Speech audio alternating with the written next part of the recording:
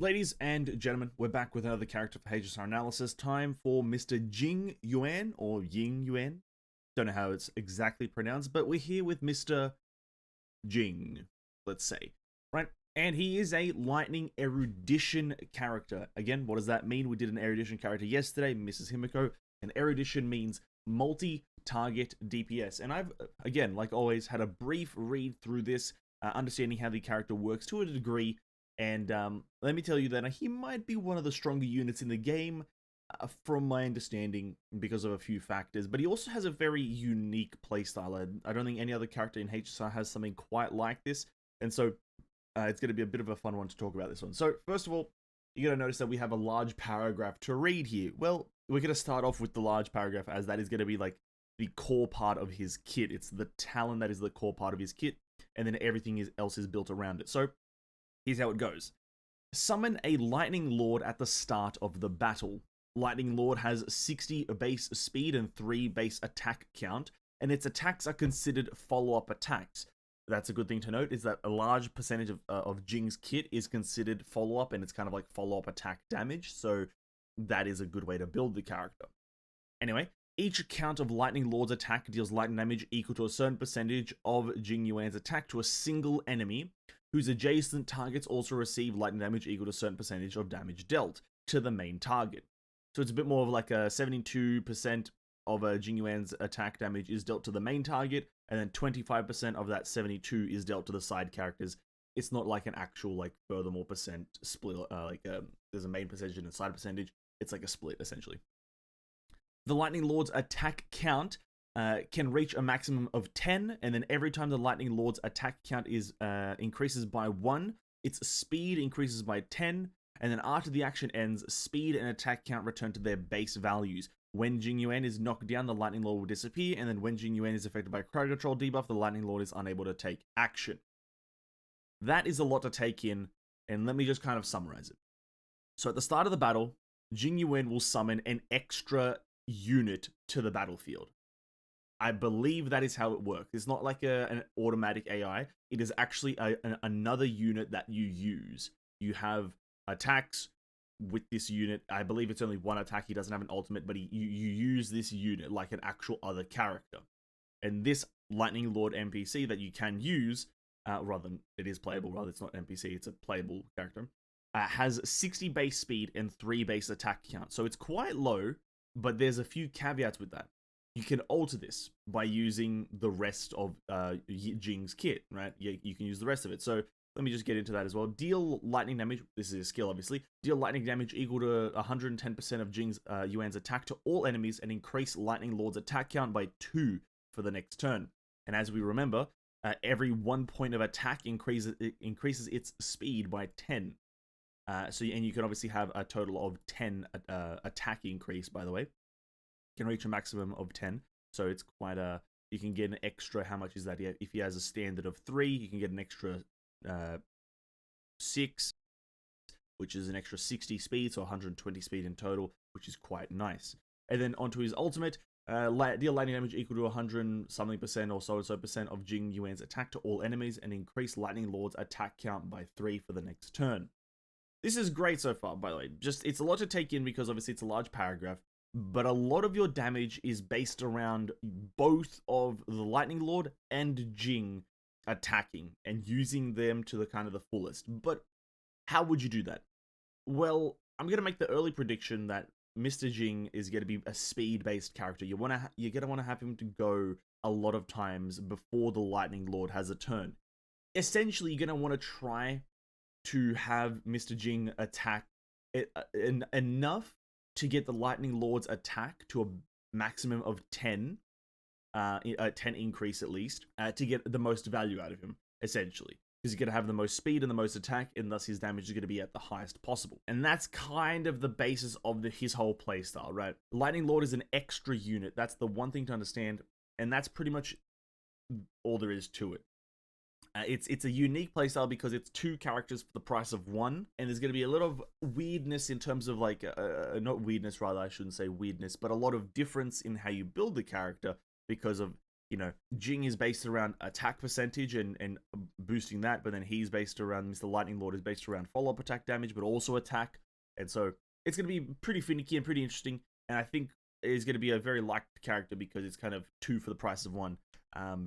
And all of it is a lot of AoE damage, as we can tell. Everything here does to all enemies, and it's flat percentages to all enemies. So he's going to be maybe quite popular if you do get this character. So that is how his base kit works. Moving on to the traces. If Lightning Lord's attack count is greater or equal to 6 in the next turn, increase crit damage by 20% for the next turn. Quite good. Crit damage increase, always welcome. Trace 2, when Jing Yuan immediately regenerates energy at the beginning of battle. Just plus 15 energy at the beginning of battle. It's quite good. And last one, after using a skill, crit rate increases by 10% for 2 turns. Just a crit rate increase. His traces are probably some of the better traces in the game just because they are flat, do this, do this. It's not some sort of based on something else kind of attack or whatever. It's just, you get this when this happens, bada bing, bada boom. And all of them are good increases. You got crit rate and crit damage increase, but one of them is obviously for Lightning Lord, the other one is just standard, right? So really good so far. And if I was to base anything, I would say this character is going to be pretty good, as I think the way that you could build him, it means that he would be able to do a lot of high frequent damage, as it's all decent percentages, and he's going to be a speed build in my opinion. So you're going to run him with speed kind of characters. And he could end up being very strong, very powerful here. I think a lot of the stuff here looks interesting, but again, one of the tough things is going to be is that if Mr. Jing Yuan is hindered, then so is the Lightning Lord hindered. So it's going to be, if one of your characters goes, 2 of your characters essentially go. But obviously then you're in a surplus of characters because it adds another character. So it is what it is. But the character baseline is pretty good. I would say I'm unable to determine if they are better than Himiko, because yesterday I did say that Himiko was quite a standard character. I'm unable to determine right now. It's kind of hard because this character plays so differently to Himiko to determine if this character will be better. But as of right now, I would say at least he is equal to Himiko, if not better. That is the 2 kind of parameters that I'll outline before we get into the Eidolons. But now, let's get into the Eidolons. So, Eidolon 1, when Lightning Lord attacks, the damage multiplier on the enemies adjacent to the enemy increases by 25%. And this Eidolon alone is probably enough to kind of push him stronger than Himiko, because what that does essentially is the little spread multiplier on the attack from Lightning Lord, which whose adjacent targets also receive lightning damage equal to 25%. That is just bumped up to 50%, so whenever you deal this 72% of attack to a single enemy, the side enemies, the adjacent ones, will receive 50% of the total instead of 25%, which is a crazy amount of increase. So that's incredible. Eidolon 2, after Lightning Lord takes action, sorry, I just had a stroke, damage caused by Jing Yuan's basic attack, skill, and ultimate increases by 20%. This is a very good one. Reason why is that it makes the 2 characters, Lightning Lord and Jing, a little bit more synergistic. When one does something, the other one is buffed, and when that one does something as well, this other one's buffed. The way we can see that is because, well, we have to increase, whilst us using Jing Yuan, we have to increase Lightning Lord's attack by a certain amount to increase his crit damage, right? That's a part on Jing to do, right? But then, the Lightning Lord, whenever he does anything, he increases Jing's damage for a certain thing for 2 turns. So it's kind of like a nice little back and forth between Lightning Lord and Mr. Jing to kind of buff each other continuously to deal high amounts of damage, which is the synergistic part of Eidolon 2, which is also very good. Eidolon 3, Ultimate +2 and Basic Attack +1, which is quite good. And then Eidolon 4, after each attack count conducted by Lightning Lord, Jing Yuan regenerates 2 energy. A bit more energy regen for Jing. It's going to be quite useful. I don't know if you're going to go an energy recharge build, but it's going to be a useful thing because you're going to want to use his ultimate as frequently as possible to increase Lightning Lord's attack count as frequently as possible. So that's great. Eidolon 5, skill 2, and also basic attack +1, which is, again, standard. I should probably just start skipping 3 and 5. They're kind of pointless to go over. And then Eidolon 6, every attack count by of the Lightning Lord will make the target vulnerable. While vulnerable, enemies receive 12% more damage until the end of Lightning Lord's current turn, stacking up to 3 times. Now, this is a bit of an interesting one. It is wholeheartedly saying that the premise of Jing Yuan's kit is the Lightning Lord, which I find very interesting. But the interesting part about it is that it's um it's um very, I don't know how to kind of work it, because here's why. The Lightning Lord will make the enemy vulnerable. While vulnerable, they receive 12% more damage until the end of the Lightning Lord's current turn, stacking up to 3 times. Now, the reason I don't understand it, maybe it's because I don't understand how turns work in HSR exactly. I don't know exactly how they work, because after you attack, isn't your turn over? And so, how do you stack it up to 3 times? Maybe the Lightning Lord has like a plethora of different attacks. Maybe maybe it's follow-up attack damage done in a different way. I'm completely unsure. But standalone right now, Eidolon 6, the Lightning Lord makes targets vulnerable. They receive 12% more damage whilst they have the vulnerable debuff afflicted, stack it up to 3 times, meaning they'll take a total of 36% more damage at 3 stacks. How you're going to get 3 stacks, I have absolutely no idea. But that is how Eidolon 6 works. And it's a very, very strong Eidolon 6. And all his Eidolons are very strong, by the way. All of Jing Yuan's Eidolons are very strong for his whole character and increasing everything's damage, which is very, very good. Now, is the character great? Yes. Standard kit, I'm not sure where I would put him. I would put him at the same power as Himiko, if not slightly stronger.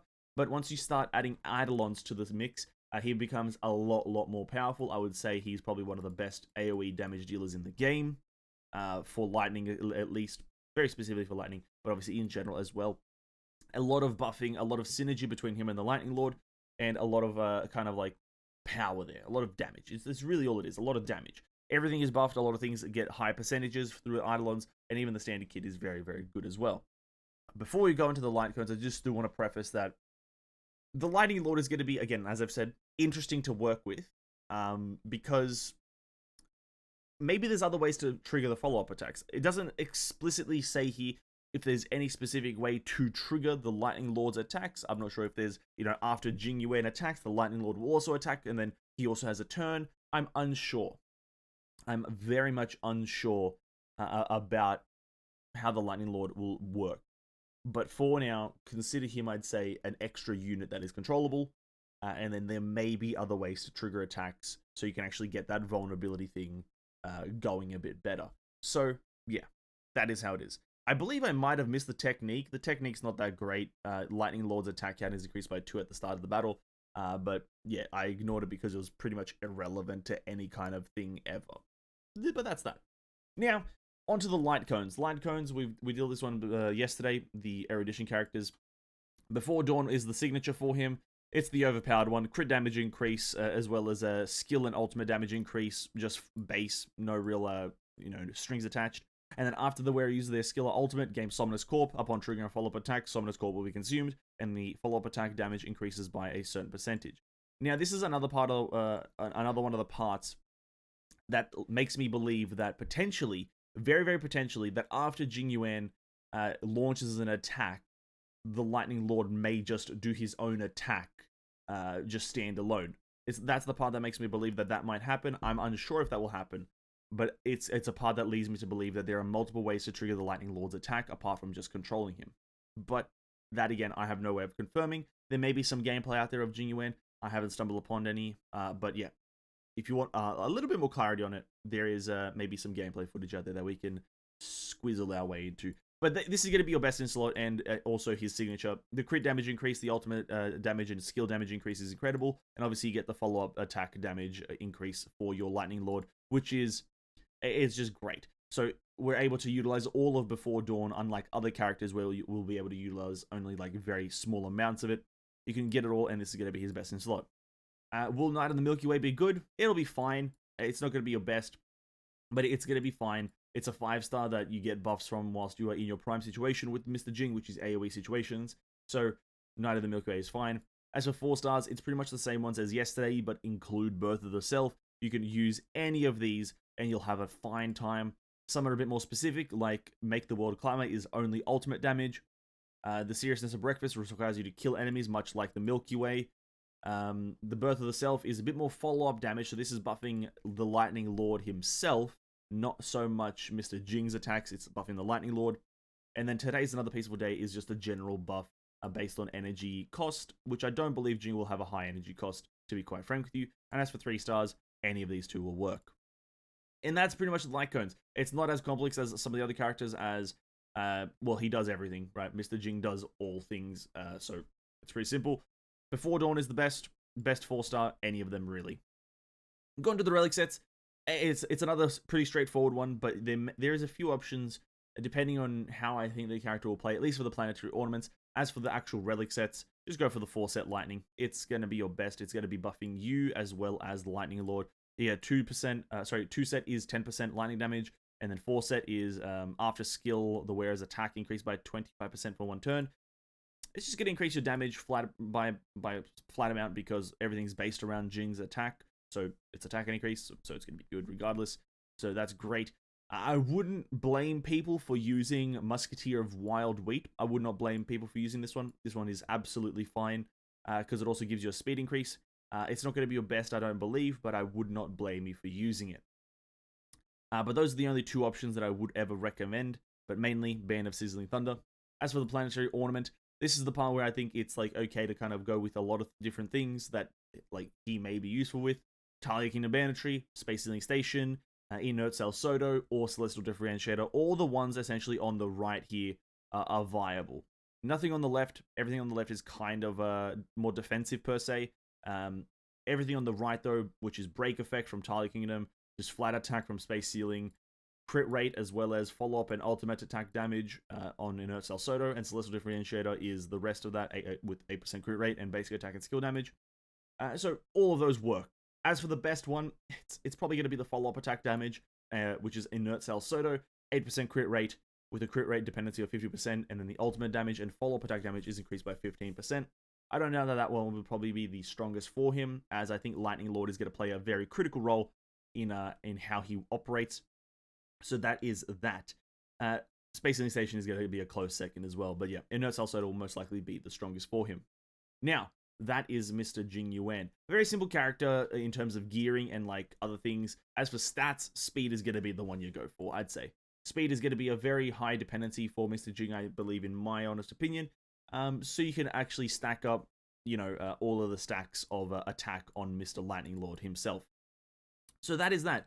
Jing Yuan is going to play a pretty strong role in AoE clearing. I suspect that he's going to be very strong. I can't say for certain because of my uncertainty of how Lightning Lord works. That is the only thing holding me back from confirming if Lightning Lord is an extremely strong, or rather Jing Yuan is an extremely strong character, or is he just really good at his job, right? That is the only thing withholding me. But in an ideal world, where follow-up attacks are triggered after every attack, or have a dependency, and Lightning Lord is also a controllable unit, that's an ideal world. Jing Yuan is going to be probably one of the strongest AoE damage dealers in the game. But with that being said, hopefully you guys did understand how at least Jing Yuan works to a pretty high level, or pretty good standard. Hope you guys did enjoy. If you did, like the video and subscribe to the channel. And I'll catch you guys in the next video. Have a great day. Peace out.